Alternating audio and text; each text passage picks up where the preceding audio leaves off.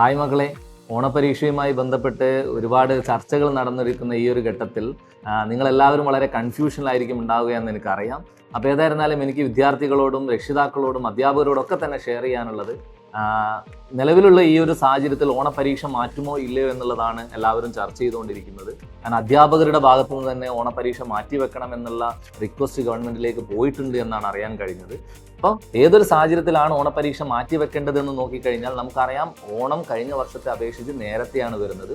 വിദ്യാഭ്യാസ കലണ്ടർ പ്രകാരം ഈ ഓഗസ്റ്റ് 13-നാണ് നമ്മളുടെ ഓണപരീക്ഷ ആരംഭിക്കേണ്ടത്. പക്ഷേ ആ ഓഗസ്റ്റ് 13 ആകുമ്പോഴേക്കും നമ്മൾ എക്സ്പെക്ട് ചെയ്ത അല്ലെങ്കിൽ നമുക്ക് തീർക്കേണ്ട ടോപ്പിക്കുകൾ തീർക്കാൻ പറ്റാത്തൊരു സാഹചര്യം എല്ലാ അധ്യാപകരും ഓൾറെഡി ഷെയർ ചെയ്തിട്ടുണ്ട്.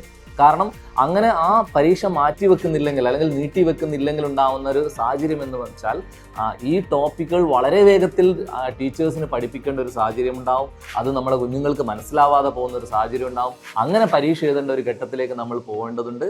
അതുകൊണ്ട് തന്നെ ഒന്നുകിൽ എക്സാം നീട്ടിവെക്കുകയോ അല്ലെങ്കിൽ ടോപ്പിക്കുകൾ, അതായത് നമ്മൾ ജൂലൈ വരെ എത്രയാണോ പഠിപ്പിക്കുന്നത് ആ ടോപ്പിക്കുകൾ വെച്ചുകൊണ്ട് മാത്രം പരീക്ഷ നടത്തുന്ന ഒരു സാഹചര്യത്തിലേക്കോ പോകേണ്ടതുണ്ട്. ഇത് ഗവൺമെന്റ് കൃത്യമായിട്ട് മനസ്സിലാക്കുമെന്നാണ് നമ്മൾ പ്രതീക്ഷിക്കുന്നത്. കുട്ടികളുടെ ആശങ്കകൾ പരിഹരിക്കണമെന്നാണ് നമുക്ക് വിദ്യാഭ്യാസ വകുപ്പിനോട് പറയാനുള്ളത്. അപ്പോൾ ഏറ്റവും നല്ല ഉചിതമായിട്ടുള്ള ഒരു ഡിസിഷൻ എടുക്കുമെന്ന് നമുക്ക് പ്രതീക്ഷിക്കാം. അതോടൊപ്പം തന്നെ എനിക്ക് വിദ്യാർത്ഥികളോട് പറയാനുള്ളത്, നിങ്ങൾ നീട്ടിവെക്കുമെന്ന് ആലോചിച്ചുകൊണ്ട് പഠിക്കാത്തൊരു സാഹചര്യത്തിലേക്ക് പോകരുത്.